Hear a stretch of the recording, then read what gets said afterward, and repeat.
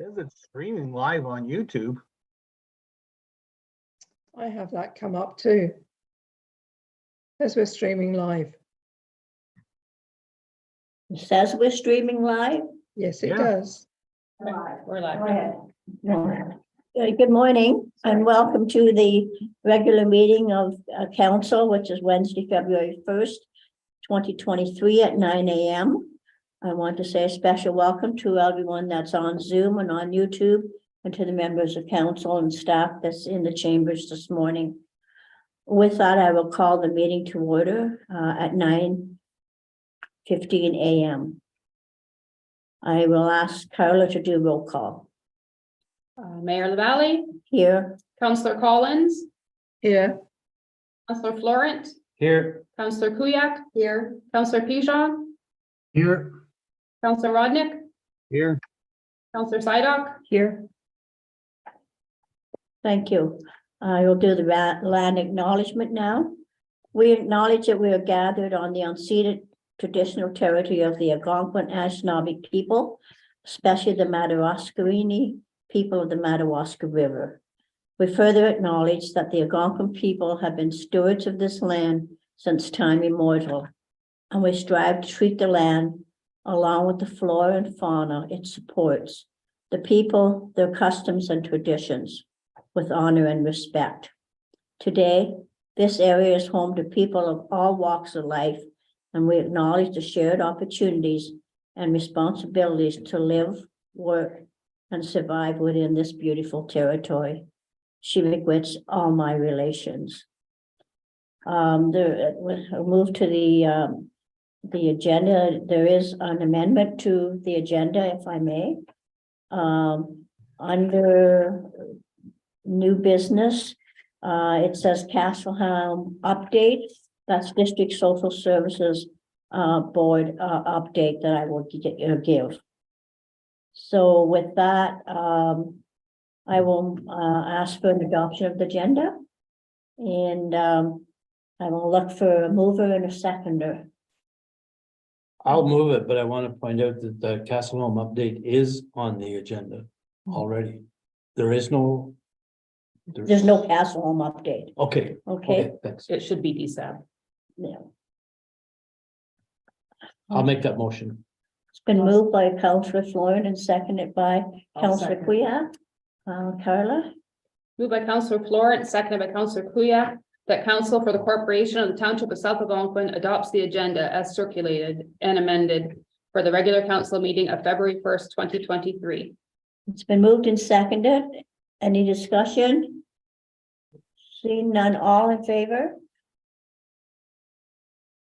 Aye. Opposed, it's carried. Is there any disclosure of pecuniary interest for this meeting? Seeing none. Are there any petitions, delegations, or presentations? No. Seeing none. We'll move to the minutes of the previous meeting. I'll look for a mover and a seconder to adopt the minutes of the regular council meeting of January 11th. I can move that. Moved by Councillor Oh, Sydock, I'll second it. seconded by Councillor Collins. Been moved and seconded. Carla, Moved by Councillor Sydock, seconded by Councillor Collins, that council for the corporation of the township of South Algonquin adopts the minutes of the regular council meeting of January 11th, 2023 as circulated. been moved, seconded. Any discussion? Seeing none, all in favor? Opposed, it's carried.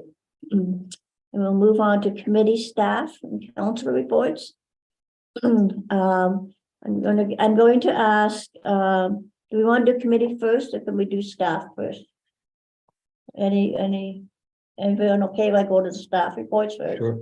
Okay, Brian? Good morning, everyone. Morning. Just several items to update you on today. So if you remember back to the 6th of January, the Electrical Safety Authority issued a hazardous investigation defect notice and provided the municipality with instructions for correcting some electrical defects here at the Madawaska yard. So Welk Electric was contacted to do the work. I can say that the work has been completed. The majority of repairs were done by Welk on the 19th. They returned to the patrol yard on January 24th, installed the transfer switch that was missing. So the work is completed as specified. So the fuel pumps are operational. Now the ESA inspector only shows up in our district 2 Fridays a month. So the inspection will be on Friday, February 10th, when the ESA inspector will do his final electrical inspection. Yesterday, I was talking with Steve Clark at AV Locksmithing. He attended the patrol yard, looking at the new setup for new locks to lock out the fuel pump. So he's trying to find locks that will work, and once they're provided, the works department and fire department will be provided with the appropriate keys to access the fuel. Yesterday, we had a surprise 2-hour power outage here at the patrol yard. I called Hydro 1. They responded very quickly. The hydro was back on by 2:15, and the cause of the interruption, we don't know. In terms of equipment, several things. All 3 tandem snow plows remain in service. Last week, truck 7 went to Winslow Girolami Motors and had the exhaust repaired, but all 3 large trucks are currently operating. We've had more problems with our small plows recently. So unit 24, that's our 3/4 ton Ford snowplow. It was out of service 2 days last week due to plow problems. So we've ended up basically replacing the plow harness and 1 plow module. So it's been repaired and it's in service. The second plow we had trouble with was our newer Ford 550 unit 34. It's experiencing engine troubles again. Staff took the truck to Hunter Ford on the 23rd for repairs to Madoc. Ford diagnosed the problem as a defective purge valve causing the engine to run lean on fuel.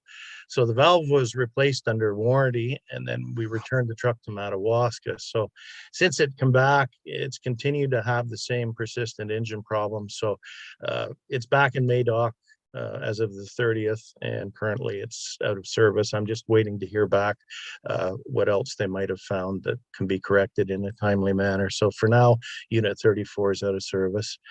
We did have a problem with the snowblower in Madawaska at the rink. It had a broken handle, which we welded, which was a very cheap repair. So it was out of service for approximately 1 day. Our loader, it required a new windshield. It was severely pitted. Operators were having trouble seeing out the window. So for safety reasons, the windshield was replaced, and there was 1 small side glass that was broken. Eugene's Auto Glass came to the garage yesterday, so the windows are currently replaced. Finally, the tender for the new tandem snowplow is released. It's on the Merck system and available on the municipal website. It closes on February 17th at 3:30. So far, no inquiries regarding the tender have been received by me as of this time. And finally, congratulations to Jacob Klentz, who is our summer student, completing another semester's work under our student co-op program. I'll be meeting with Jake's co-op coordinator this afternoon to set up the new semester. And Jake's been doing a great job for us, so congratulations to Jacob. Okay, anything else, Brian? That's it for now. Well, thank you so very, very much. I appreciate the report. I'll move it to look to council members to see if there's any questions on the road report. Any questions or comments? No, good. Yep, Brian, Yes. Councillor Pujon speaking. The 3/4 ton, you said it needs you're having plow issues with it. Is that operator error? Because you need a new harness, do you not? No, it's not the plow harness, it's the wiring harness. Whoa, okay. All It's right. it's electrical stuff. It's electrical, okay. The Western plows are famous for having connectors that are intermittent, and I mean, this is a really common problem with that breed of plow. So, but what we're finding is the delay in getting parts and the price of the parts is up. So I mean, what we used to get in immediately or in a day sometimes takes a week now. So every time we have a breakdown, it seems like it's harder to get the repairs done in a timely manner. I don't know, I guess that's just a result of COVID and what the results thereafter, but no, it was the wiring harness and it's working fine now. Okay, thank you. Any other questions or comments? No. What will you be doing in terms of roads from here on in? Maybe I missed it, but we're up and running with everything except the one? That's correct, yeah. So, I mean, we're operating with our 3 tandem units. Last week, we had the grader out at Hay Lake Corridor and through Mackenzie Lake with our ice blades on it. We were trying to smooth out the roads after that freezing rain and ice pellet storm. So, you know, that helps. I've got crews doing some snow removal in Whitney. Last weekend, we had to tow cars from the Whitney Fire Hall parking lot because the snowmobilers were parking there. So there was a bit of snow congestion at the Whitney carpool area. So the boys have been working yesterday and today, clearing that out. There was some snow removal at the Whitney Dam to do where we push snow down to the dam and the M&R can't access the dam. So we're removing that. And so regular road operations continue, and when we have the opportunity, we're into the snow removal efforts. Brian, I wasn't going to mention it until you brought up the grader, but the section of Major Lake Road in the village of Madawaska is rutted from the heavy truck traffic on it. So first mile day, if it's possible, the grader run out there would make a huge difference. Just on the portion in town. I don't expect you to go out to Macaulay Lake or anything. Actually, I had a conversation with one of the truckers the other day. The grader's got the ice blades on it still. It's up in Whitney, and when we bring it back, we'll be running out Major Lake Road with the scarifiers to smooth that up. So it's in the works. We just haven't got the grader back here yet. Thanks, Brian.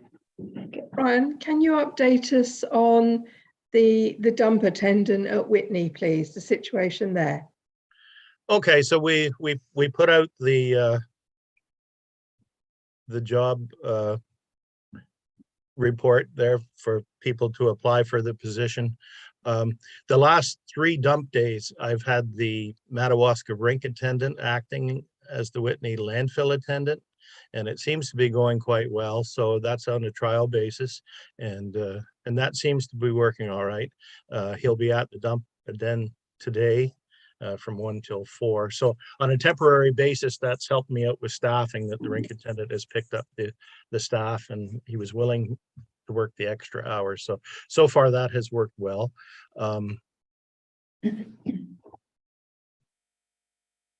So that's the status for that position. I spoke to the rink attendant, Madawaska rink attendant yesterday, and the Madawaska landfill attendant yesterday regarding several issues, and you know, we'll just continue to monitor staff, and we'll just have to discuss, I guess, finally how we're going to proceed with the landfill attendant position.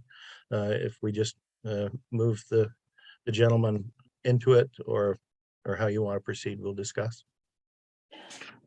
Brian, I know I talked to you briefly, but I guess what's the procedure? What do we do when we're getting questions with respect to snow removal that in fact may not necessarily be us, and maybe the highways? I mean, are we supposed to call up to the MTO there, not MTO now, but to Marin Sidoff or whoever, or what, do you talk to them, or what's the procedure for that, the proper procedure? Well, the provincial highways under the Ministry of Transportation are serviced by area maintenance contractors. So for our area, that's Fowler's. They work out of the Whitney Patrol. All those intersections off the highway are the responsibility of the MTO and the area maintenance contractor. So that's up to them to do the snow removal when they meet their standards for doing that. So it's not my position to to order them to do that kind of work. That's their responsibility. So, if you would contact Fowler and their supervisor, they could give you timelines on when that work would be completed. As I mentioned before, when they typically do snow removal at the highway bridges, they usually go around town and do or down the highway corridor completely and clean out all the intersection. Okay, so I understand what you're saying. I just thought, what about hours that what we're responsible for? Are we doing snow removal for people that can't see properly, or are we just trying to maintain the roads the best we can? Well, typically when we do snow removal in Whitney, it's usually the section of First Avenue from the liquor store up to First Avenue, both sides. And then we, of course, we have some sidewalks that get congested. Sometimes we do snow removal there. So, I mean, it's just what we've always done. I mean, our problem with snow removal is one, time and resources, and two, where do we put all the snow? I understand, but I also of concern that if you can't see coming out, then we have a bit of a safety hazard. Mayor Lally, coming out of the Larry Lake Road, is that where you're referring? Because I noticed it's bad. Yeah. I might give I'll give Margaret a call later on today with that. Okay, well, thanks, Brian. I really appreciate you coming in and doing a report. You're welcome to stay, or you're welcome to go back and look at your roads. It's up to you. No, I have some other work to attend to, but thank you so much. Thank you. Have a wonderful day. Thank you. You too. Bye. Okay, we'll move on to the fire report. Ian? Thank you. Sorry. Thank you, Mayor. Good morning, everybody. The report is brief because I hate to use the Q word, but January was very good to us. Mainly everything that took place was with regard to training by the look of my report here. So on the 10th of January was the Madawaska regular training night, where we covered auto extrication refresher training. Also on the 10th, SPI, a company, came in and conducted fit testing. Fit testing is nothing to do with the physical ability of the firefighters. I really don't want to go down that road for obvious reasons. It's actually all to do with the shape of their face and ensuring that they are still adequately able to fit the SCBA face mask and get a satisfactory seal on their face. This we do every year. It's thrown up a couple of issues. One is that somebody the shape of their face has now changed. So I've got to buy a new mask because we don't have a mask that fits them. But that's all in hand. I believe, I don't have the figures in front of me, but I believe from the 2 fire halls over 2 days of fit testing, we actually managed to get 20 people turn up and actually take the fit testing. The Madawaska SCBA, the breathing sets were also flow tested. It's a regulatory safety test on the SCBA sets, and they were also serviced at the same time. On the 11th of January, Whitney went through its fit testing process. And at the same time, I was also able to issue a new recruit, Mr. Paget, with his personal protective equipment. On the 13th of January at the Whitney Hall, I did the induction course for the new recruit, Firefighter Paget, and he's now all fully shaped up and ready to go and on the call-out list system. On the 17th of January was the Whitney training night, where again, you know, I usually piggyback both training nights. One does, the other one does. So it was the auto extrication refresher training. On the 24th of January, I completed a course online known as the Essentials of Municipal Fire Protection, a Decision Maker's Guide. It was quite an informative course. It is, I was able to download the course. If council wanted to sit through it one time and actually listen to all the principles of decision making with regard to fire protection, to be honest, there isn't much in it for you. You know, that's what you pay me for. Right. And to advise you accordingly, I hope. But if anybody did want to do the course, you know, I can make it available to them if they wish. On the 20th of January, we had one call in January. And on the 20th of January, Highway 60, Lake of Two Rivers, there was a serious motor vehicle collision where auto extrication was required. Our dispatch service dispatched the Algonquin Highlands Fire Department in error. They conducted an internal investigation. You see, when I wrote this report, I didn't have their report back. I now do. Is council happy with the verbal report from me as to what happened? Sure. Yeah, Okay, in essence, there were two failures in the system. The call taker, so the initial call came from Renfrew Ambulance Control, known as CAC. And CAC gave the location as South Algonquin, Nipissing District. Our dispatch service has listened to the tape, so it's quite clear. The call from Renfrew, they say South Algonquin, Nipissing District, which we all know is the correct address. Obviously, the dispatch call taker from Northern 911 is not familiar with this area and said, well, which is it? Is it South Algonquin or is it Nipissing District? Because if it's South Algonquin, I've got to call out South Algonquin Fire Department. And if it's Nipissing District, I've got to call out Algonquin Highlands. And Renfrew went, well, I guess it's Nipissing District. I'll come to the corrections in a minute. That was then passed through to the dispatcher, who again, this is a separate person, they made an error because whenever it's shown on the call as there being a doubtful location, they're meant to scramble everybody. And they didn't, they just called Algonquin Highlands, which came out from Oxtongue Lake. So there was the failing in the system. When they've looked back through their systems, the reason part of this failed is that the call taker, when the call comes up and they type a location in, it immediately gives them instructions as to what to do. So the call taker, they knew it's occurring at kilometer 23. The call taker just wrongly assumed, because it says there's mile markers in the park, and they assumed that we would be running from east to west, as opposed to the mile markers as we know in Algonquin Island, the Algonquin runs west to east. So that also put the call firmly inside Algonquin Highlands area. There was confusion there about the actual location. I did a brief investigation myself, and to be honest, given exactly where the location occurred, given the location of the two fire halls, we're potentially talking about, from the hall, a difference in 6 minutes of runtime.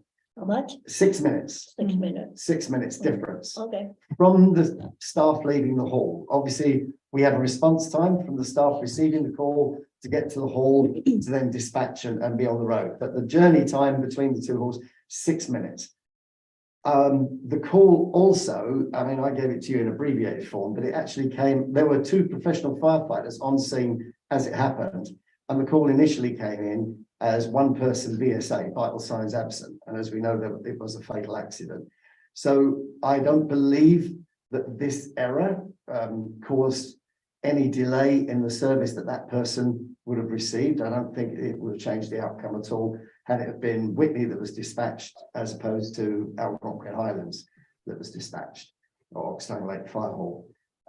What Northern 911, our dispatch service, has done now is they've actually changed all of the instructions that the dispatchers and call takers receive on their screen with clear directions that the kilometer mile markers, as a non-Canadian, well, I'm now a new Canadian person, I find that strange. They're kilometer markers, but you still call them mile markers. I checked, that is the official terminology, but some things just hang over, I guess. So they changed it so that every time Algonquin Park comes up, it comes up stating that the mile marker system runs from the west to the east. And if we're attending from Whitney, we're counting down. If they're attending from the west gate, then they're counting up on the markers. is the cutoff still Cache Lake? It is. Yeah. Yes, which is more, it's not the middle of the park. Where this, as I say, I mean, a 6 minute runtime, that, Lake of Two Rivers geographically is pretty much in the center, but Cache Lake, is quite a chunk more towards Oxtongue Lake, as you're aware. Well, So, because that used to be the center. It's probably In the halfway park, between the two yeah. fire halls. Could be. The interesting thing about your report is about Algonquin Highlands is not in the district of Nipissing, No, although they do cover yeah. an it's area much- in the district of Nipissing. Yeah, I think this is, again, partly where the confusion or the poor Sudbury is the dispatch service, you know, and the person who's sitting taking the call might be technically from British Columbia and you know, is now moved here and working there. But well, I'm satisfied that the Northern 911 have done everything they can now. Oh, the call taker and the dispatcher have both received additional training as to what to do when these type of situations, querying the locations, arises again. So I'm satisfied that on this occasion, it shouldn't happen again. We'll wait for the next anomaly to be thrown up. Well, it just goes to prove though that, you know, there's things can happen, and that was a really unfortunate accident. you know, Yes, you know, yes, it was. It was Yeah. very sad for the Yeah, families. very sad. Was Algonquin Highlands on scene before South Algonquin was dispatched? South Algonquin was never dispatched. Never dispatched. No. We were never That was- dispatched. No, that was partly the mistake. The Okay, so dispatcher we were never. only sent South Algonquin, only sent Algonquin Highlands. That was one of their mistakes. They should have dispatched both services. That's what I said. If there's a query in the location, their standard procedure is to dispatch both fire halls. Yeah. And the dispatcher didn't do that. So the call takers received additional training and the dispatchers received additional training. So hopefully to So we eliminate were that. never involved in any of it. Technically, no. It just happens. One of our firefighters was sitting in his private car at the scene and got out and like, well, can I help? And there were two other professional firefighters there who were already dealing, and like we called it in and we, you know, so officially, no, we were never ever involved. We probably wouldn't have known about it No. had it have not been for one of my staff being on scene and phoning in and going, have I missed a call? And I'm checking and I'm like, no, we've had no call. And then, well, very briefly, then a few minutes later, I got a call from Renfrew from the CAC service to say, we've had a call, we passed it through your dispatch service and they passed it off to someone else. Can I check that we've got the right locations? And Renfrew were right. What Renfrew did wrong was actually picking on Nipissing district as opposed to South Algonquin. Right. You know? But yeah, they had the right, had it been Renfrew dispatching us, then yes, it would have been right. They would have just dispatched South Algonquin. Okay, well, thank you. Any further questions on that? No. So on the complaints and concerns, Saturday the 21st of January, our bylaw enforcement officer had to tow away 3 vehicles and snowmobile trailers that were blocking the fire access road at the Whitney Fire Hall. To the best of my knowledge, this is the first time it's occurred. And you know, we've suddenly had a massive dump of snow. I looked this morning, there aren't many snowmobile trails throughout Ontario that are currently being listed as open. Our area is being listed as open and caution, the green and yellow system, which of course has the effect of driving everybody up into this area, which makes all of our facilities like overused. Would that be a way of expressing it? So where in the past we've had an adequately sized snowmobile pooling parking area, you know, at that weekend it just got completely overloaded. Now, were they behind the fire hall? To the best of my knowledge, they were Well, I got actually parked, different- they were down the side. They were blocking the route through for the firefighters who drive to the rear and park their private cars and come Couldn't into the get in hall. there. They were parked down the side, blocking all the access down the side. There's a nice big sign there saying fire access, please don't park and all that, you know. Yeah, I was driving by, the only difficulty I found was, I got some questions about this, and pros and cons, one way or the other. And I drove by there and I seen, our bylaw enforcement officer. However, I was not made apprised of what was going on there. So I had, you had some people saying, oh, well, welcome to Whitney, we tow your snowmobile and your vehicles. And then I had others saying, good, they were in the fire access route and should not have been there. So there Yes. was, I'm just telling you what came out in terms Yes, of thank you. local feedback to me about that situation. I don't want to know everything that's going on, but that would have been nice to know what took place. It would have helped me better maybe to answer some of the questions and concerns. And I don't know how we set that up. Yeah. Well, certainly I was made aware of it by the bylaw enforcement officer. This is what he'd had to do. Yeah. If you wish, yes, as soon as I'm made aware of it, I can make you aware of it. That's Well, it's just that it's tough to go down to the grocery store. It's tough to go to the post office, tough to go to the restaurant for lunch some days, you know? Yep. And, you know, people are concerned and on a whole, people were happy that happened because it was a fire access on a Yes. whole. I'm Yes. just, you know, the only thing I noticed, and maybe I'm wrong, but the EMS vehicles, that the paramedics that were there were almost blocked in. The conversation I had with with Mike at the time, he said he'd actually gone and spoke to the EMS staff and asked them to stop giving permission for the people to park on the EMS side because it was then blocking them in. You know, so that infers that the EMS personnel were having people rap on the door and asking that, oh yeah, you can park here. And of course, once you've got one, you've got two, you've got 10, you've got, I don't know if more signs would be appropriate. And that's what I wondered, is there enough signage there that people can read, or to just, you know, that was kind of, in my opinion, the first really good time of snowmobiling. Yeah. First dump of snow, snowmobiles were all over the place. Yeah. And, you know, we encourage that kind of tourism. I mean, I don't have the answer to it, but I just, maybe better signage, I don't know. I was concerned for the EMS vehicles Yes, when yes. I looked in terms of where those trailers were, but that was just a personal vehicle, Yeah. not. With No. regard to the signage, as I drove past this morning and I looked at the area, the snowbanks now are so large, the big sign that says this is the car park, you know, snowmobile park, is now pretty much obscured Right. totally by the snow. And I think that was part of the problem. Yeah, That when you had those towed was that there was so big, snowbanks. Mhm. And they were sort of encroaching on where. they Onto the wanted- parking area, yes, yeah. So maybe now that if they were pushed back, and I think you've been working over there, right, or the roads have been over Roads, there. yeah. That maybe there's more room for people. Yeah. You know. Well, it's, I guess this year it's, you know, with the weather constantly seems to be changing, you know, perhaps it's just a situation we'll have to monitor and see if it happens. Was this just a one-off, or is this going to be a regular occurrence? And if it is, then we'll perhaps tech council will have to think about alternative solutions, you know, signs. I mean, Mike said to me at the time that he directed a couple of people to come down to the township office here and use the car parks here, because on a Saturday, Sunday, not being used, yeah. you know, so possibly that's a solution, you know, a sign up saying overflow parking available Mhm. 1 kilometre down the road or something, or something like that. Yeah. Well, it was it made for interesting talk in the town anyways. Used to be only a summer problem. It's kind of a good thing that it's a winter problem as well. Yes, yes.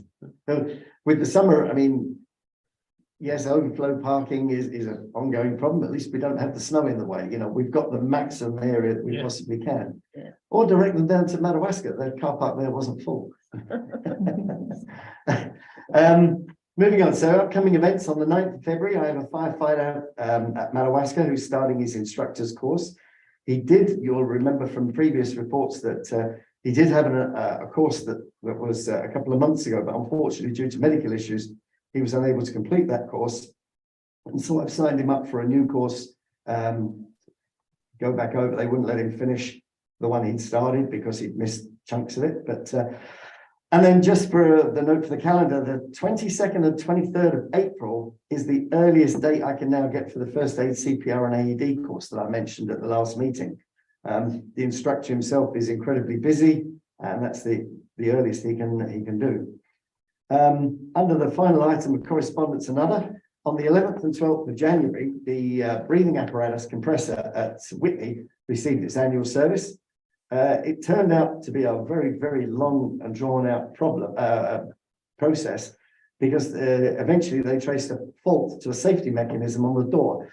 The cylinders go into the machine, the door has to be shut as a security in case the cylinders explode. It's all contained within the machine.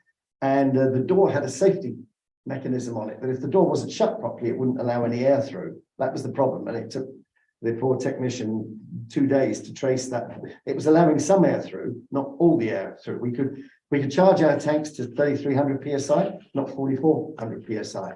That was causing a problem.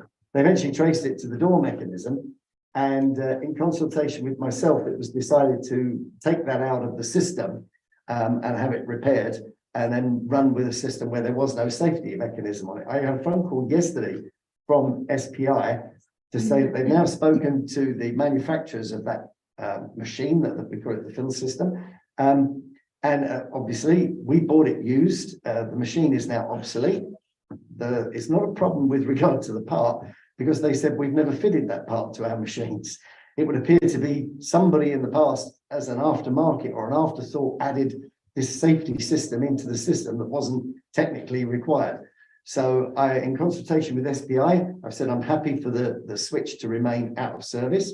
And we came up with the alternative solution will be a great big banner across the front saying, you know, you must not use this machine without the door being fully closed.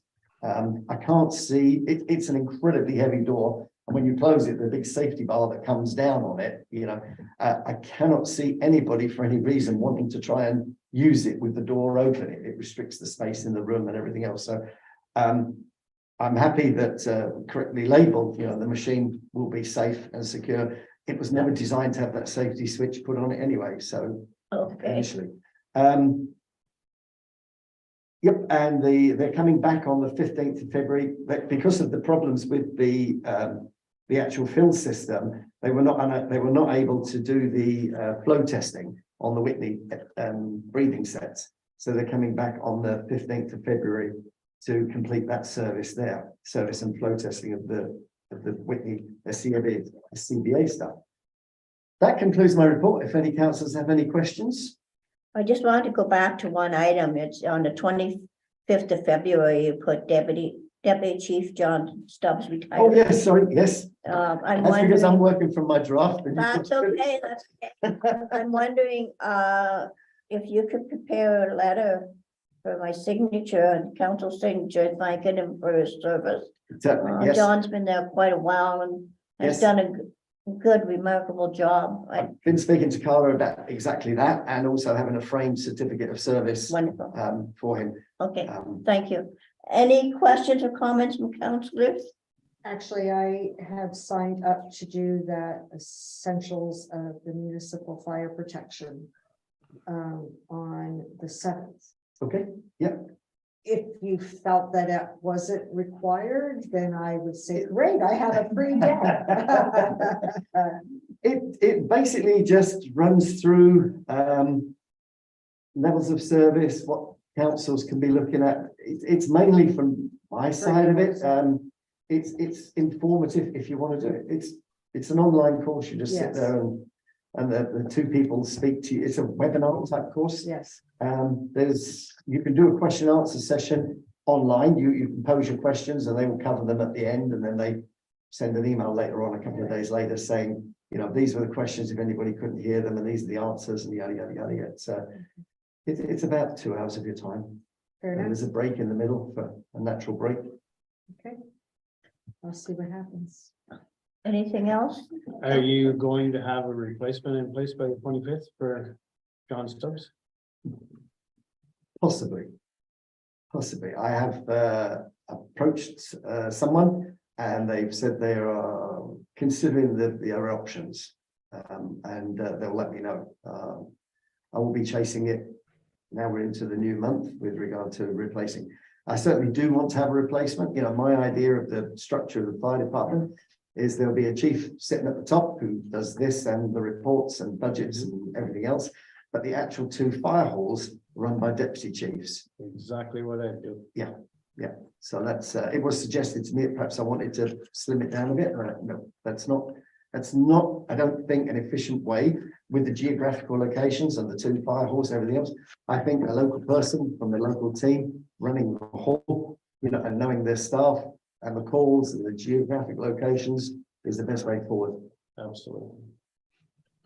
Anyone else? I just mentioned one thing about your safety thing for filling the tanks. It's a far cry from 30 years ago when we used to get them filled at Killaloo. And it sat on the bench with your hand usually on the tank as you're talking to the other guy that's filling it up. So it's come a long ways. Yeah, it has. I mean, when I joined, we had a single cylinder inside a metal safety shield. You know, now we can do 3 at once. You know, it's a magnificent piece of equipment, and it has life left in it. And long may it continue. Yeah, I don't see any other questions. Thank you for a great report, very informative as always. Thank you, Ian. The next one I have is the library report.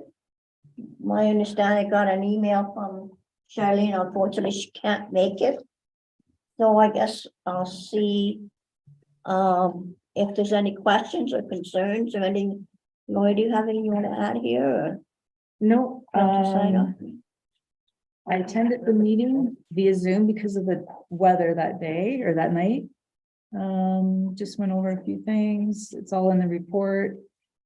I got back to them on the volunteer check, how that works for a 14-year-old, that policy, and yeah, then Charlene had to break. She had a home emergency. So.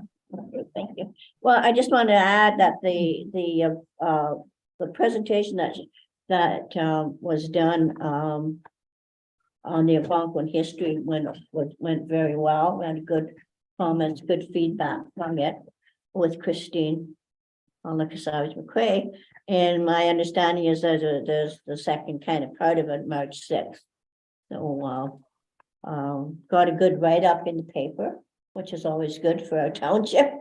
So so thank you for that. And yes, so with that, then if there aren't any questions on the library report from anyone? See any, so I will move on to what do I have now? Tracy? You next? Yeah. Okay, thank you. So my staff report is pretty self-explanatory. Council passed a resolution at the regular council meeting of July 6th to authorize staff to proceed with the sale of a unopened shore road allowance. So this bylaw is now in the package for other bylaw section and to be passed today. Council wishes. I don't foresee any reason why it wouldn't pass, but if anybody has any, I know this is the first sale of shore road allowance for this new council. So if anybody has any questions, we can answer them. Any questions for on the action bylaw, the committee report by Tracy? Any questions or comments? Okay, let's see. We're moving. Maybe right I'll just on. make a comment Sure. for the new counselors that aren't familiar with my action on shoreline road allowance sales. Not against any of them particularly, but I'm against the way, the method of compensation that the township gets for shoreline road allowances. So traditionally, I've voted against every one of them. In the Because of the last compensation? 15 years, I've voted against them all. Only on, it's more a matter of principle than anything else. If we changed the rate that we charge for shoreline road allowances, I'd probably change my vote. But until then, I won't put forth any motions for shoreline road allowances and I won't vote in favor of it. Thank you, Councillor Floyd. So that I being have said, excuse me, Councillor Okay. Pigeon speaking. Councillor Pizarro, go ahead. I see you. My question's directed to Councillor Florent. Yep, What is the compensation? I couldn't tell you off the top of my head, but it's not enough. Hey, Council- It's an amount per foot. Yeah, it's amount, dollar value per foot. How much is it, Tracy? $5 a foot. Or $60. I was gonna say it's cheap. So $5 a foot. I have seen, you're looking at the cost of, this doesn't count the application fee or which is $500. It would be about, I would say $2,000 at the most would be what we would sell. We get $2,000? Yeah, Is that's not counting the other fees on top. Well, I agree with Councillor Floyd, and it is. We should look at it. So really, it's pretty cheap. Well, what we take in, they have to do a survey, they have transfer fees through the lawyer, which we don't see any of that. But coming to the township is the application fee, and then it would be the. How Is much- that a going rate? Like, do other municipalities have that same rate? It varies, but it varies among municipalities. Yeah. Yeah, but we may be able to find what other municipalities charge. I know. Oh, yeah, for sure. The schedule of fees bylaw needs to be updated, so at that time, then the staff would do a review over the ways that. In fairness, I'll give the other side of the discussion is the township does gain eventually because the property has now added 66 feet plus the width of their property So count to their taxes. property, so their assessment will eventually go up. Yes, Yeah. So the township will receive more tax dollars, but that's that's, way down the road. yeah. But I also think we should take, I'm sorry, go ahead, Counselor. Who's this? Counselor think Rodney? Yeah, but then again, yeah, I mean, I get what Joe's saying, and I don't disagree that we're giving it away too cheap. But we got to also remember there is only one buyer for this little chunk of land. You only have one customer. You only sell to the adjoining property owner. Right. So it's a limited market. Absolutely. Councillor Pigeon speaking. The thing is that we have to cover our costs as well too, Yep. right? So if the township is only getting X number of dollars per sale of the waterfront and we're not covering our expenses, it doesn't make sense to me. Well, I think we are covering our expenses, Sean, but Barely. fairly, yes. Yeah, The homeowner has to provide the survey and they incur lawyer costs too. Hmm, But Okay. I know it, my vote won't turn any down. If it came to a point where it turned it down, I may waver a bit because I don't think we should not sell the road allowances. Or the shoreline road allowances. But I just think we should be getting more.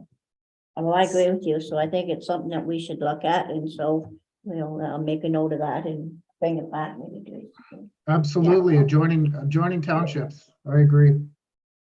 Like I said, I know it's in our schedule of fees bylaw, and I know that was on Brian's priorities to have a look at that again and do a whole Mhm. review. Okay, thank you. Thanks for bringing that up, Councilor Florence. Mhm. Okay, anything else? This report, if not, we'll move to Jennifer, who's been sitting there very patient. Thanks. So we have the staff report in for the 2022 year-end reserve transfers. So this is a report that we do each and every year at this time. It's an annual process completed before the auditor comes in to close out our year-end.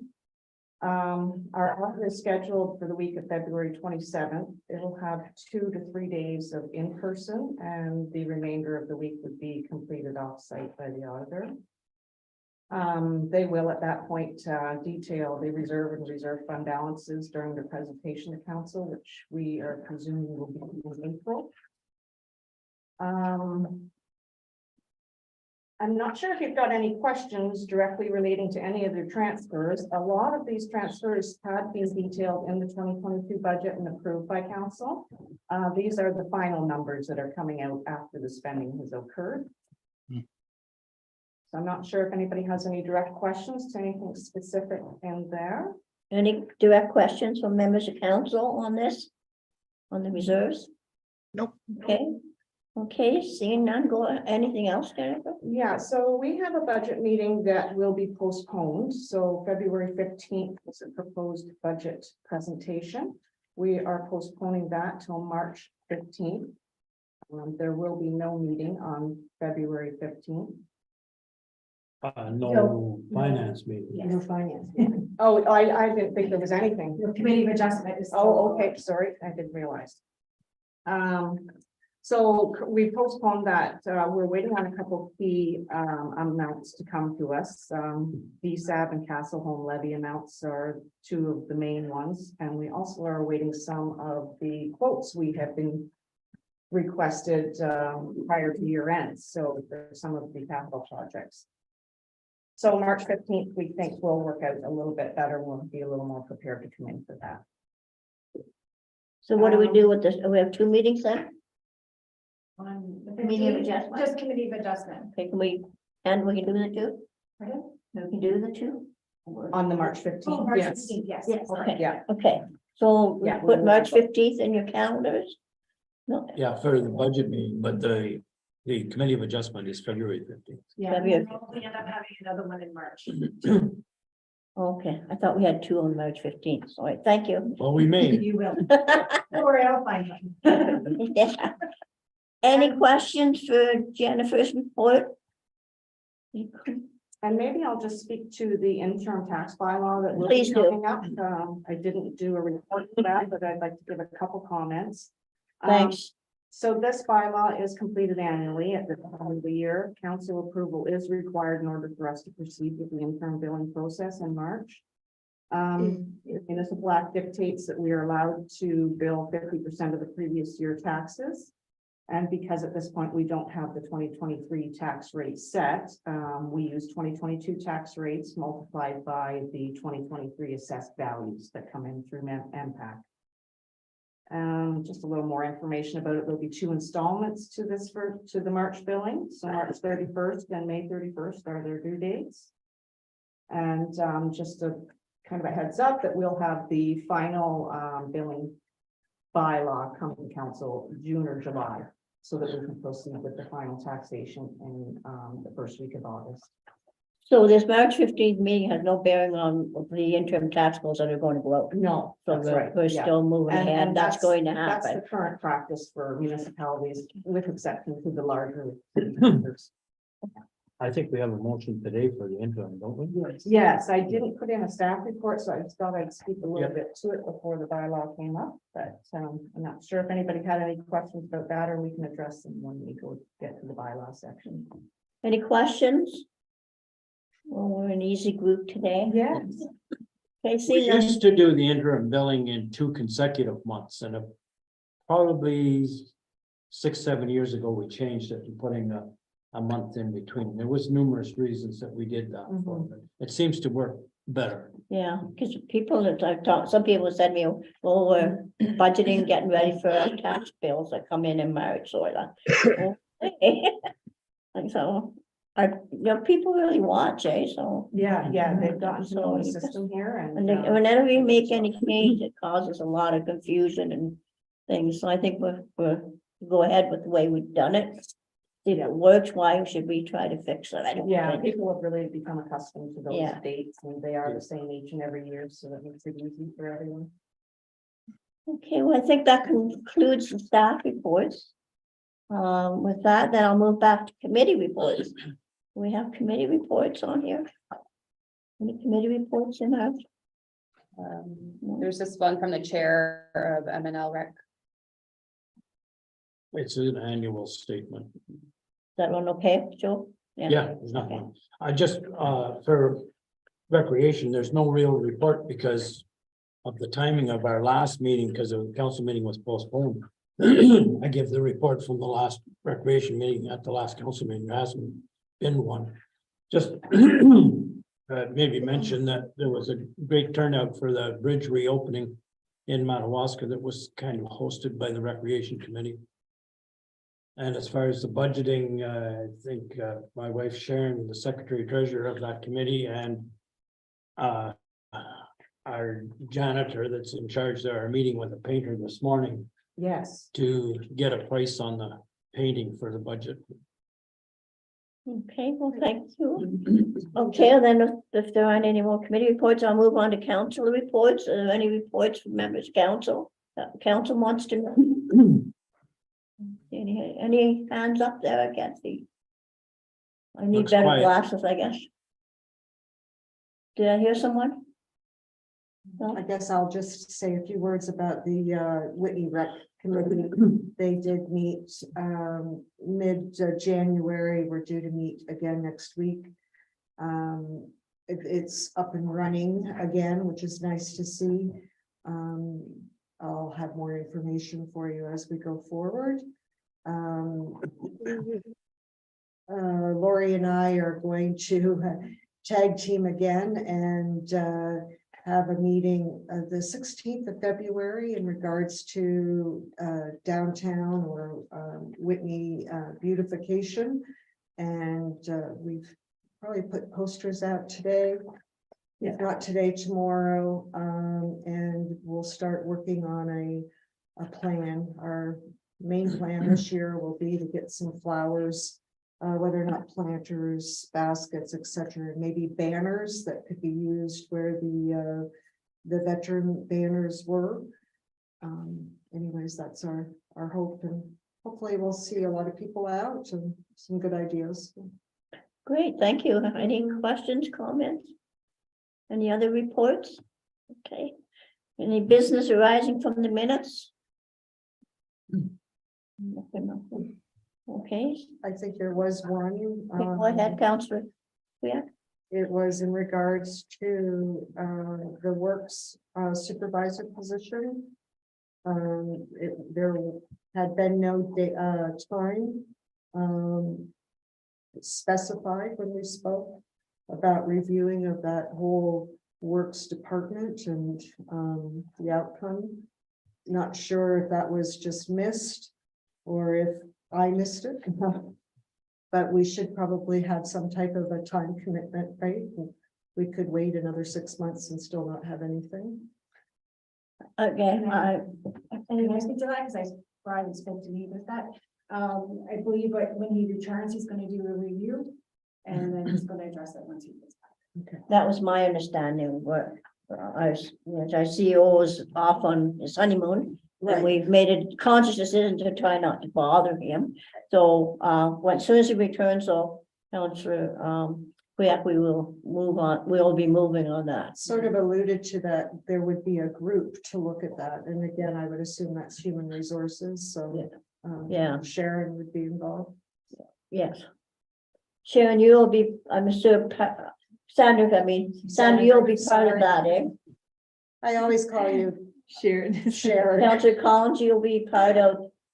getting- I will, but I need to make it aware that I'm actually going away on vacation. So hopefully there is time when Mr. Martin gets back before I leave that we can actually get the guys together and hash out some information there for you. So when are you on vacation, Councillor Collins? the 22nd of February. So it's a bit Somebody tight. make a note of that so that when Brian returns, we can move on this issue. I think the discussion was that it would be near the end of March when we get right down to the nitty gritty, because Councillor Bija wanted to be part of that. Right. As well as me, but I'm not going on holidays, so I'll be available whenever.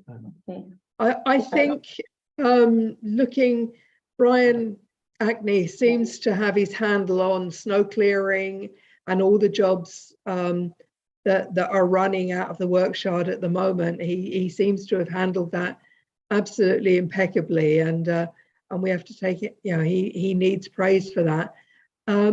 But I understand that we need to get something in place, and we need to see what we're going to do. Are we going to reorganize the works department, or are we just going to put an advert in for a total replacement on the previous role? So I think there needs to be discussion, and then obviously middle of March onwards would still put somebody in place, hopefully for April and spring, when we need someone there for maintenance. Sure. I'll have to leave that in Mr. Martin's hands when he comes back. Okay, thank you, Sandy. Yeah, I think we've got through the worst part of the winter now. There's no sense of panic or anything. That this doesn't have to be done tomorrow. Right. Exactly, and I do believe, as I say, Brian Acne has done us proud down there. So thank you, Brian, if you're still listening. Thank you. Okay, lost my, so any other, unfinished business, lost my train of thought there. Okay, anything else from any of the council members on unfinished business? There are no action items and there are no information items. So we'll move on to new business. I think any Councillor Kuyak, you have some items under new business. I do. Did you want to do your update first, or do you want me to go ahead? You can go ahead. Are there any other items under business? Any councillors on No Zoom, no, okay. Go ahead, Councillor Kuya. So there actually is a few things, and I'm gonna have to ask everyone for help, please. But I did absolutely love the new signage of Whitney, Madawaska signs, as well as township signs with the chickadees, which just makes me think that we should also change the township signs that are posted at the borders or lines. And Joe help me, but I think there's 4. There's one out on, Yes, there's 4. okay. And I did ask Jennifer to get us a quick quote, well, maybe not quick quote, but give me an estimate as to what, so that we could have that item put into the budget this year. And do you have it handy? Yeah, so for one sign, which I believe is the right size at 48 by 84 inches, is with tax $1,265. $1,265. That's right. So we're looking at $5,000 then for tax, but roughly. That's not counting putting them in. Yeah, and who This does was that? actually installation as well. Okay, Yeah, Do the company installs? yeah, Oh, yeah. okay. The same gentleman that makes the signs installed the ones that are in the Right. township at the moment. So that's who we went back to for that. In fact, this was a quote that I had gotten for the library, the Madawaska Library would like a larger sign to advertise their location. But looking at the size, I do believe it's the same size as those entrance into, or would be very close, because it is a large sign. So, yeah. So, okay, so then what we're talking about, Joe, no, Councillor Quick, I'm sorry, I shouldn't call you Joe. Is we're looking at a uniformity of our signs, Yes, basically. yeah. And I don't think $5,000 is going to break the township. If it is, we're in bad shape. Anyway, Entrance signs were purchased and put in 2017. okay. And they're the older format and style. So what happens with those signs once if we change them? What happens with the other signs? The old ones. Come down.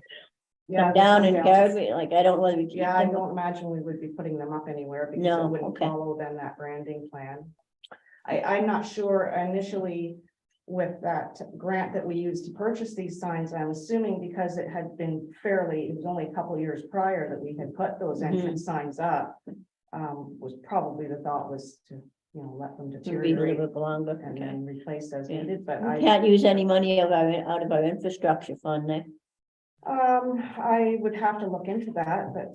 It's worth a it may try, be worth a call. possibility. Sure, Maybe yeah. we can get some money out of our infrastructure fund for that. probably would fall under the road tax one too, Yeah, the like gas. the gas tax one. Yeah, Yeah, I can certainly look into that. so. My feeling behind the whole thing is that, we've changed the brand.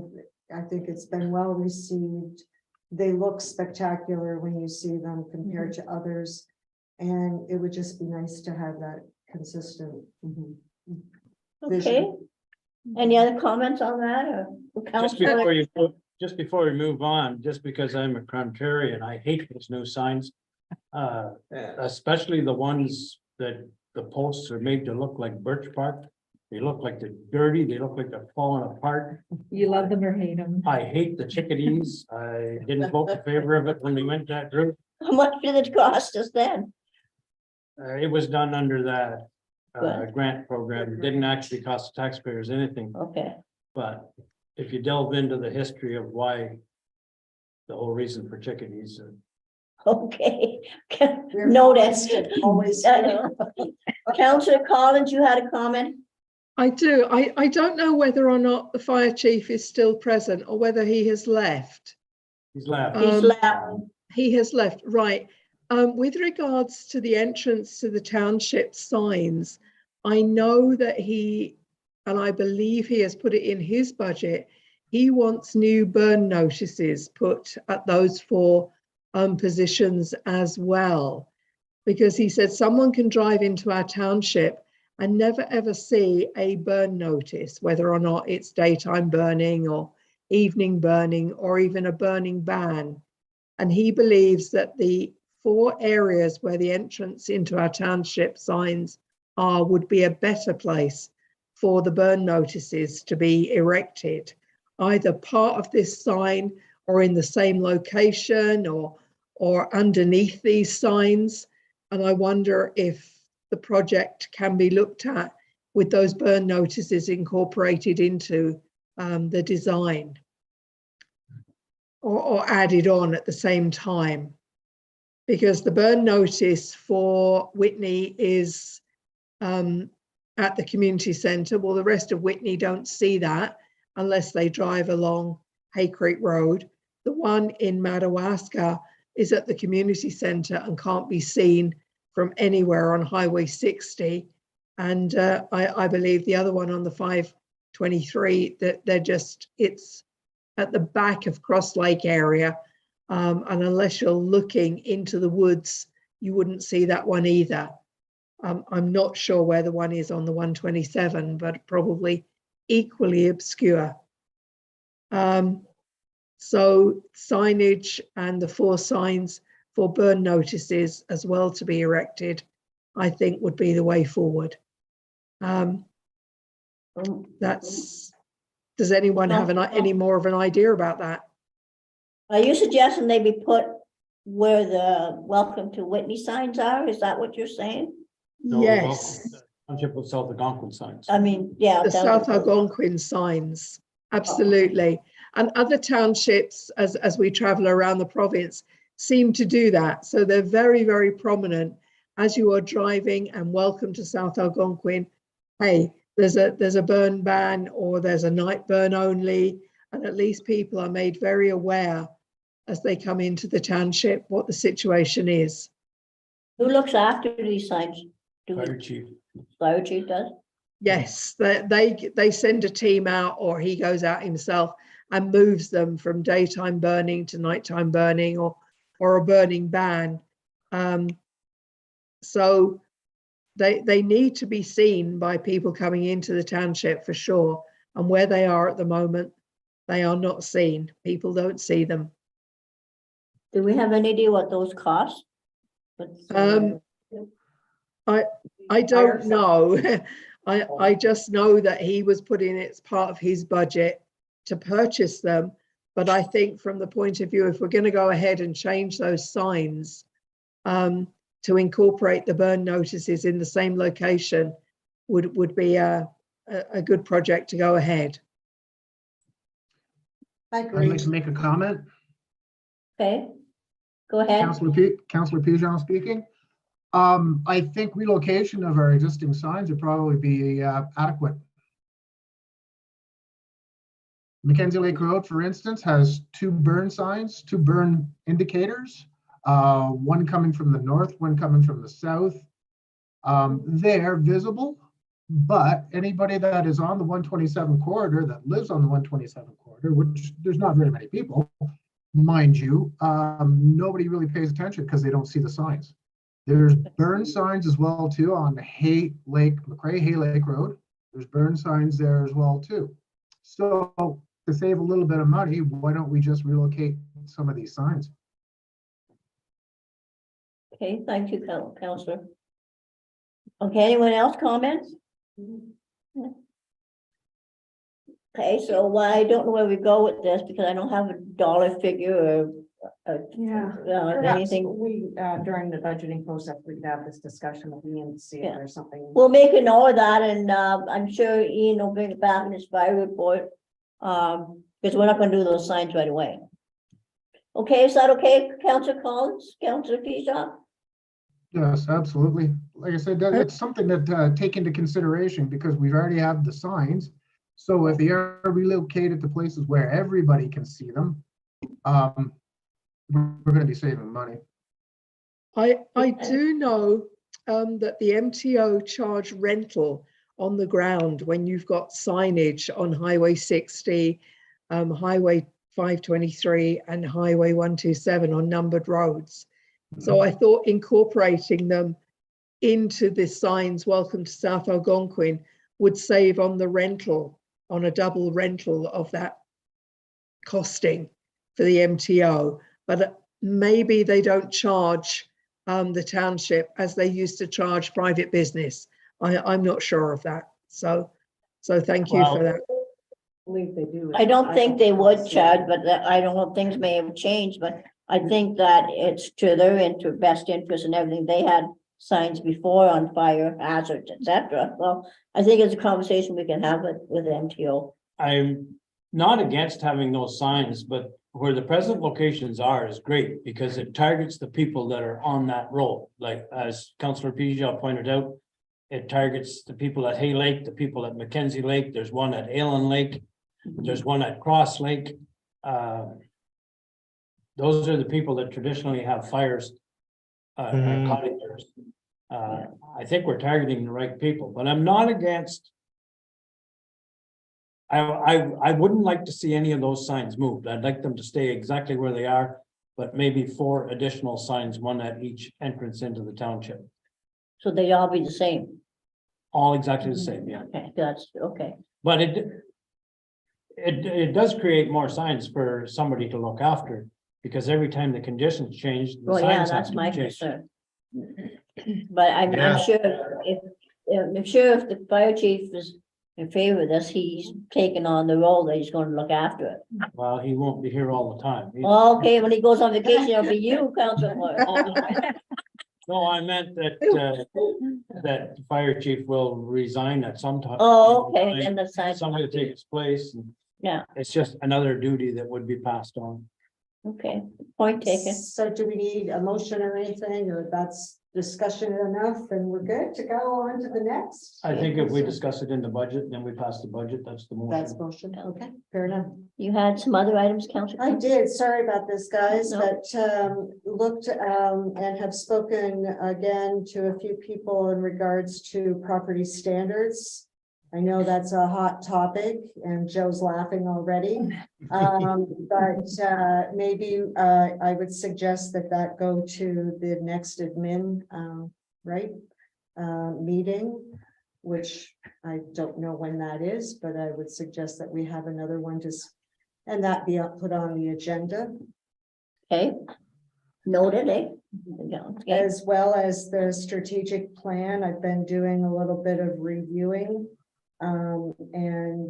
Most places have already updated theirs over the last couple of years. Ours is needed to be updated. So again, just wanting to move that forward to the next admin meeting as well, that we put that on the agenda to look at it. Again, most places have a one-pager sort of directs their goals for that year, and they all are including 4 pillars, and we have several 1, 2, 3, 4, 5, 6, 7 sections of our strategic plan. So we may just want to sit down and look at it. I don't know if it requires any. We had company that came up and did the last one, correct? Right. When is our next admin meeting? We haven't just set them We'll yet. have one scheduled yet. And then the next and last one would be emergency management. Yeah. And again, going back and looking at our power outage slash, I don't know, it wasn't quite 72 hours, but I think I think we should put it back to the emergency management committee to look at it. So again, have that go back on the agenda and review that, because I do believe there's more holes than just the need of a generator for this building. And that's all I have. Okay, thank you for those, bringing those forward. We be taken to the admin meeting and set that up as soon as we can. Any other councillors with any comments, business, or anything they would like to discuss? Yes, it's Yeah. Councillor Pijot speaking. Go ahead, Councillor Pijot. Councillor Kuyak and Sidak, have you been approached by the rec committee regarding the recreation hall in Whitney about the kitchen? In regards to, What's wrong with it? renovating it. Small? Renovating it? Yeah, so Mhm. Joe Avery did bring that up. And again, I don't know if that is what a rec committee should be doing versus what the township should be doing. It's the township's facility, not the rec committees. So I have spoken with Brian, but again, need to sit down and ask. There is no term of reference for that committee. So I'm not sure what the terms of reference are, you know, does that rec committee look after the building, or is that the townships? Yeah, I can understand the confusion because we're all new to this, right? But Joe Avery's point was that if that kitchen, which the kitchen is very small, right? The whole building was designed wrong. But anyhow, Yes. that's nor here nor there. We own it now. But if the kitchen was more user-friendly, that the hall would probably would be getting rented more. Yes. So this is something that we should look into.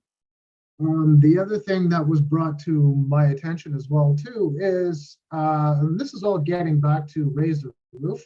I don't know if you remember the discussion we had a few meetings ago regarding the generator for either the recreation hall or for the township hall, and using that raise the roof money to purchase that stuff.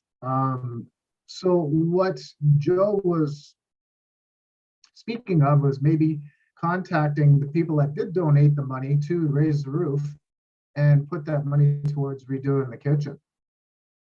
Yes, he did bring that up at the last, the first rec committee. And it was suggested there with the few people that were sitting around the table that the money was donated for a specific project. And it's pretty hard now to go back and say, hey, you know, let's use it here, let's use it there.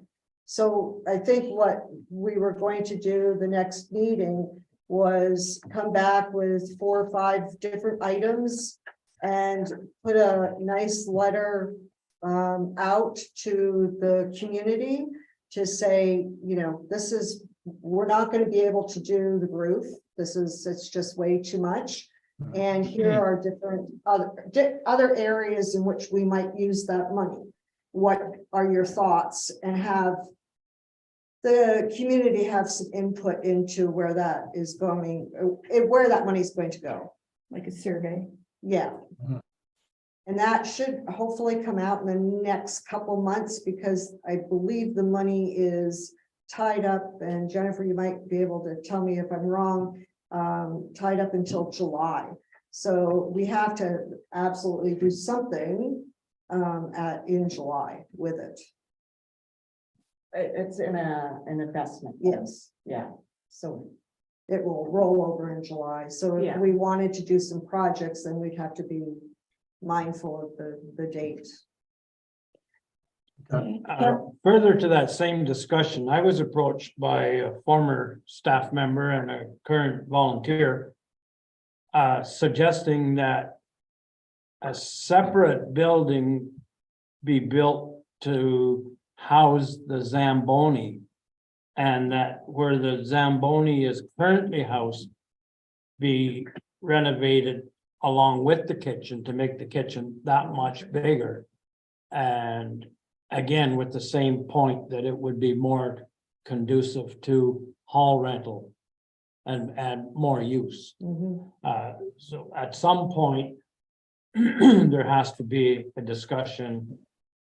First of all, I would like to see the recreation committee get agreement from the people in principle that they could use that money that's already sitting there for a different cause than what it was actually raised for. And that's, I don't think it's a big deal. You just put out a notice and ask for people for suggestions, and you're going to get a couple of people that are absolutely against it, and you're going to get, I think, the majority of people that will be absolutely for it.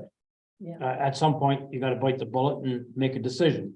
Somebody has to make the decision. I don't want to put that on the hands of Joe Avery. It should be committee level, not an individual level. Oh, absolutely. But I think all of that is doable, but requires a lot of planning and probably some engineering if you're gonna alter the building. And maybe some more fundraising or applications for grants or something. But absolutely, I think we're starting down the right road, and I hope we continue and just make that building more usable. And I thought of adding, if we're gonna add on towards, extend the garage a little bit more this way. Or this way, and put like an outdoor comfort station like the West Gate for public access 24/7. For the winter, yeah. Yeah, we just talked about that the other day, because again, where the outhouses are, it's across the field, and you've got the kids' playground, etc. That has nothing, and nobody has access to the building. So if we would be able to make access to something there that could be open 24/7, then that would be of benefit. If I may, to the chair, another consideration that could be also thought of was we can't rent that building in the winter time because the skaters use it for warm-ups, so possibly an area where I know there's been some comments brought back that it'd be nice to access a warm building to change your skates during the day when it's not open. So that could be something that could be considered as well. So if we want to rent it in the winter time, we can do that as well. Because right now we can. Yeah, you can't do it. Well, I think we have some good ideas here, but I think we're talking about a major project. Yeah. You know, And again, it is isn't gonna that- happen overnight, and Right. I don't want to see us go back and for council's information, I remember the day, when, and I wasn't on council, and I don't want to go back too hard in history, but council has the authority and came in and took the money from the community center board and dissolved the board. So the township does have that kind of power, and it was used in the past, which left a really bad taste in people's mouths here in Whitney. So I just want people to be aware of that, not suggesting we do that, but that, you know, council does have some powers here that were used in the past. So I don't know where we go with this. I think it's good information, but I Yeah, think it was. thanks for sharing, Sean, that obviously people are talking to you as well, so that's great. Yeah, that's good. So I think that we have to make a decision that this is a bigger project than we're kind of talking about. And are we going into the rental business? Because now that they're back renting the hall in Whitney. So are we competing now, or do we want to say that this, because it ultimately becomes a township? It's not just a rec committee, it's a township. Are we now going to want to be in the rental business? If so, I think we have to decide that that's what we want to do. And if we are in that kind of business, do we then forgo the skating? Because you can't do rentals if we have skating or outdoor recreation open. So we're talking about a limited time that we're renting, right? So I think those are all questions, are good questions and good comments that we have to look at. I don't know whether council has any other ideas or thoughts about that. Well, honestly, the skaters are only there 3 months of the year. Exactly. Right. Yeah. If that. Yeah, if that. It's even seemed to be getting shorter. And we have people that want to be in there longer than when the skaters are in there too. So that's another issue. An argument to divert the money from the raise the roof, when they started raising the money for the roof, I think we had an estimate or a guesstimate of $250,000 or something like that. But the latest, we've done some research since then, and it's millions of dollars to put a roof up there. And nobody, there's no hockey anymore, you know, Yeah. unfortunately. So you would only extend the season marginally by putting a roof on, so there's very little gain for a The lot of money. And probably now we're talking a lot more money. And I don't Oh, think, for sure.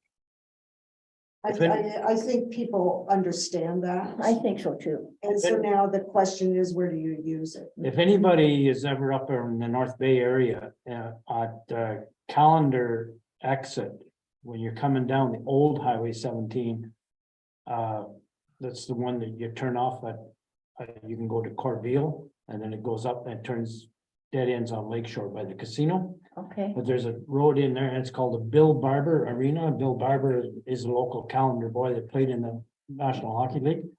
And it's a covered rink. And it looks fantastic. But the repairs on, they're talking about doing repairs now. It's about 15 years old. And they're in the millions of dollars just to do repairs. They don't build it. yeah. But Russ if said it, anybody eh? wants to see one that really looks good, it's that one.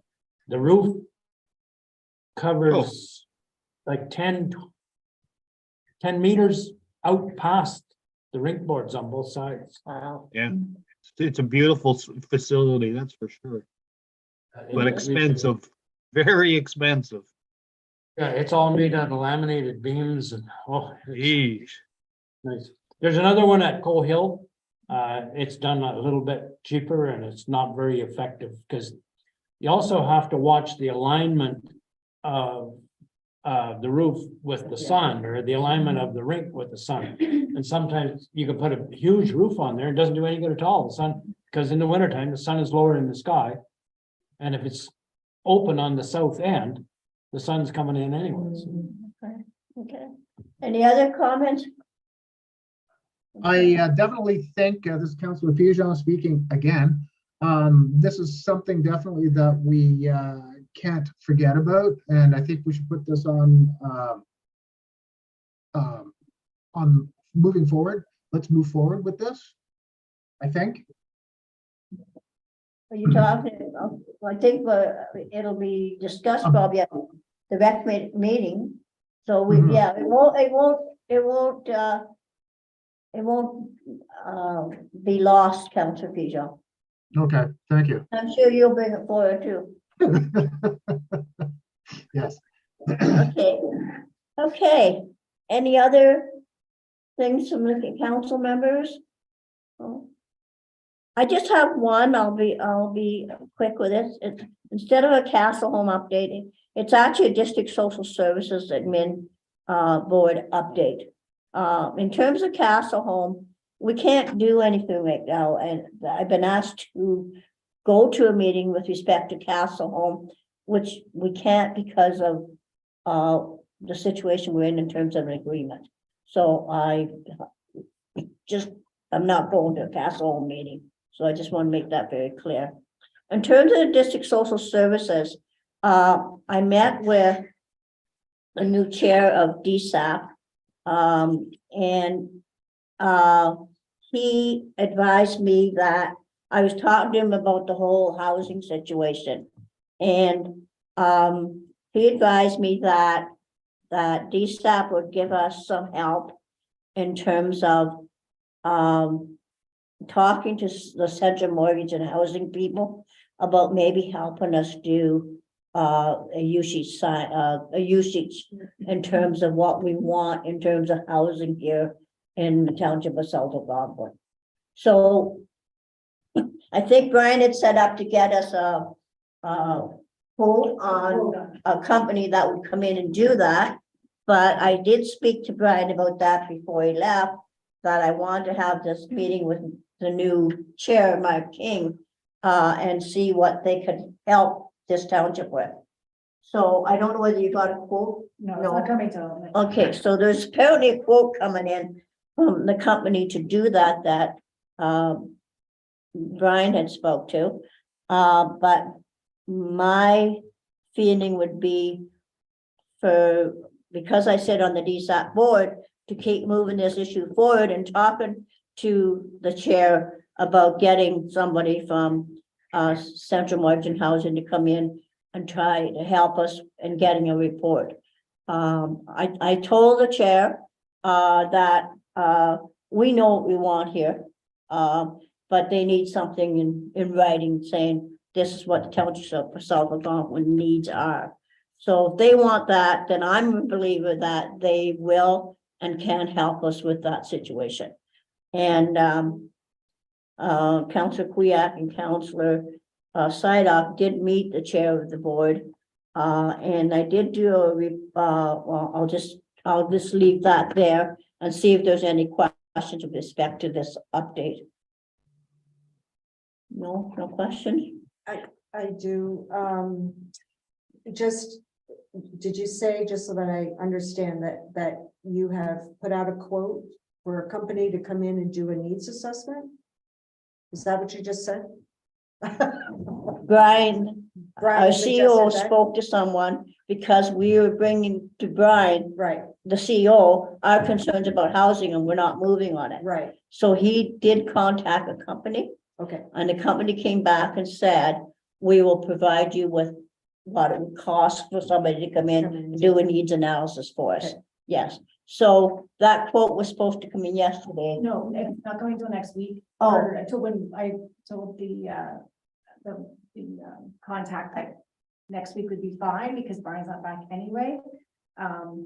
So she's gonna provide a quote for, to do this study, because it was our understanding that DSAB or funding is not available to us until we have this study or have a study showing our needs. Yeah, So so that's where he was moving forward, and then this all happened after. So that's it happened after, and this happened because of, I think, we have a new chair with DSAP who has been into this township several times, knows a lot about the township, knows a lot about, but they were involved with the daycare, and they know about the property, and so I'm putting my faith in this chair to see what he can do to help us, because I don't want to go into the expense of providing some kind of analysis just to the District Social Services Board when we're paying a fair amount of money in there in taxes and subsidies. So so I'm not saying we don't get that quote, if they can help us, then that's great. you know, Yeah. Ryan is aware of that. Before he went on vacation, he was aware of my talking with the chair. Okay, so putting all things out, we're going to do what we can without having to put any costs on the township. The way I feel about it, anyways. Sounds like a plan. Can I make a comment on that? You certainly can. Mayor LaValle, you mentioned or posed the question of whether the township wants to get into the rental business of the recreation thing, but or is the township going to get into rental business of housing? I would rather, I'm not against us doing the study in that, but I would rather us encourage private enterprise to supply the housing. So that we're a helper, not the owner of. Yeah. And I know it may come to that, and it does occur in other communities that the township actually owns rental units, but it's a major step. Personally, I don't want to get into the rental business. However, I think that if they come in and we get this lady or gentleman from Central Moreton Housing, I think that one of the things that has to be looked at here in terms of my talk with people is a whole multi-use housing here. So we have people saying they want to rent seniors apartment. We have people saying they want a home. We have people saying they just want to sell their homes and move into a rental apartment. So I don't know what would come out of it in terms of the usage or whatever, but I think it's a question and a conversation we'd certainly have to have as a township. Yeah. I would not want us to put us into the rental business of, if we could avoid it. Okay. Well, and that could be part of the needs assessment process too. yeah. Right. So I will keep council apprised if I hear back. I have this Mark King's cell number, so I will be on him. But in fairness, he just became the chair, and I found him to be very helpful.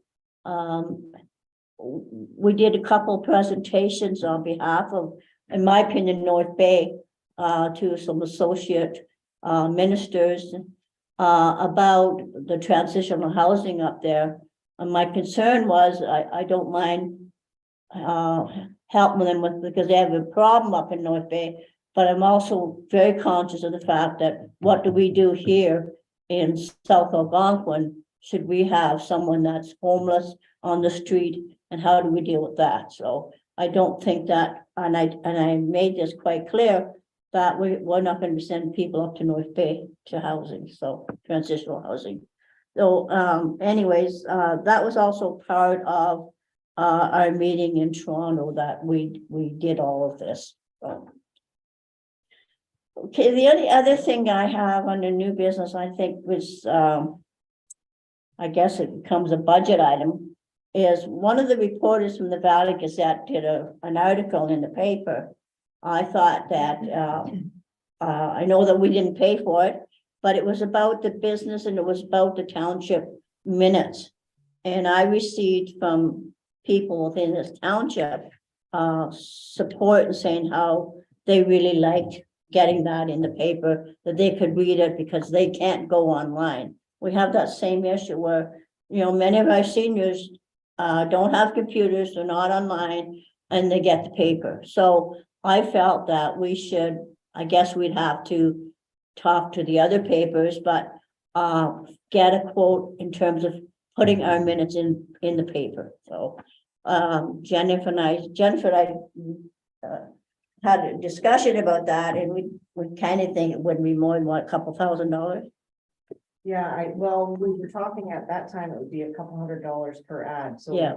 But we're talking, I think the ad was gonna be about that big. Yeah, so I think, So no, we it's have going to have be it. the minutes, so. But I will contact the reporter, maybe she'll do them again for us for nothing. Right. Which paper were you talking? It was Valley Gazette, it was in the last paper. And it was just the minutes. Yeah, it was the minutes plus the Christine Lucasavage's presentation. Right. She was up here, I guess, twice. And she had approached me down at the meeting to say who she was. I didn't know who she was, but so that's who it was, Councillor Warren. It appeared that when they had listened to because there's quotes in it, so they had listened to the meeting and then, but it was very well detailed and defined in the Valley Gazette. I'm just not sure how many people in the township get the Valley Gazette. Well, I don't, for one. It's, again, it's a principle thing. But the free one, the Bancroft this week that comes out on Friday is free, and everybody in the municipality gets it. yeah, and we talked about that, getting a quote for that too. So I'm conscious of what you're saying. But I'm trying as mayor to get us back in terms of getting the papers more involved with this township, because we kind of get forgotten. And so I'm trying to figure out a way that we can keep our presence, not only in the free paper, but the Valley Gazette. I contacted the Eganville Leader also, but my sense is that they cover so much in that other end of the Ottawa Valley that we're not really getting a lot of service out of there. I think they sometimes do the Zoom things, but not always. So anything else? Okay, I don't have any other items, and else anybody has any questions. Okay, we'll move on to motions of council then. Okay, I would need a mover and a seconder for the to make the following reserve transfers. So if I can get a mover and seconder. I'll move it. Bill Rodnick. Okay. Councillor Rodnick, sorry, I can't see you.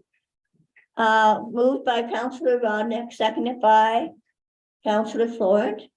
Carla?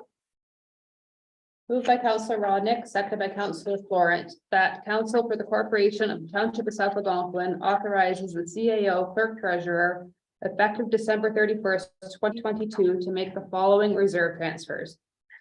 $375,770.72 from general reserve. $13,729,000 from elections reserve. $25,109.89 from fire facilities equipment reserve. $167,477.67 from gas tax reserve, $136,352.83 from roads reserve OSIP grant, $33,041.62 from recreation facility equipment programming reserve, $21,760 from planning reserve, $74.56 from recreation committee reserve Whitney Rec, $2,466.13 to gas tax reserve, $3,861.36 to recreation committee reserve MNL Rec, $5,000 to recreation facility equipment programming reserve. Transfer remaining surplus to general reserve. Upon determination, transferred surplus will be reassigned to the appropriate reserve accounts. And that the aforementioned transfer be completed following auditor review. Okay, it's been moved and seconded. Any discussion? Seeing none, all in favor? Opposed, is carried. Notice of motions, we have any note, we have no notice of motions, do we? No. No. Okay, the next is bylaw. I will entertain a motion to move and second it this bylaw to be deemed and read a first time and a second time. So do I have a mover? I need somebody to move. Moved by Counselor Sidoff, seconded by Counselor. I can't see who that was. Collins. Collins. Been moved and seconded. Carla, sorry. Moved by Counselor Sidoff, seconded by Counselor Collins, that bylaw 2023-737 Shore Road Allowance, Ayland Lake. Bylaw 2023-738 interim tax billing. Bylaw 2023-739 confirm the proceedings of council be read a first time and deemed read a second time. Been moved and seconded, been read first time and deemed the second time. All in favor? Opposed? Carried. Okay, moved by, we need to deem this read third time and passed. So I need a mover. Oh, come on. I'll move it. Who was that? Counselor Bill Rodnick. Rodnick? Thanks to Counselor Rodnick, seconded by Counselor Clea. Been moved. Third time, to be read a third time and passed. Okay, any discussion? All in favor? Opposed, carried. I thought we had something on the road to be, excuse me, we had something for Ava. Oh, that's on there. That's a committee. Oh, sorry, thought I had something for council, but it's committee of adjustment. Okay. I'm learning every day. Thank you, everybody, for your patience. We have nothing to move into a closed session that I'm aware of. Moving right along. I will entertain a motion to adjourn. So I need a mover and a seconder. I'll move. Moved by Council Kuyak, seconded by I'll second it. Councilors. Oh, who was that? Is that Rodney? Oh, seconded by Councilor Pishaw. Thank you, Councilor Pishaw, down in the south there. It's been moved and seconded. Carla, Moved by Counselor Kuyak, seconded by Counselor Pigeon, the Council for the Corporation of the Township of South Algonquin adjourns the regular council meeting of February 1st, 2023 at 10:54 a.m. been moved and seconded. Any discussion? Anyone not want to go adjourn? Okay. All in favor? It's carried. And the council of the Township of South Algonquin regular council meeting is now adjourned.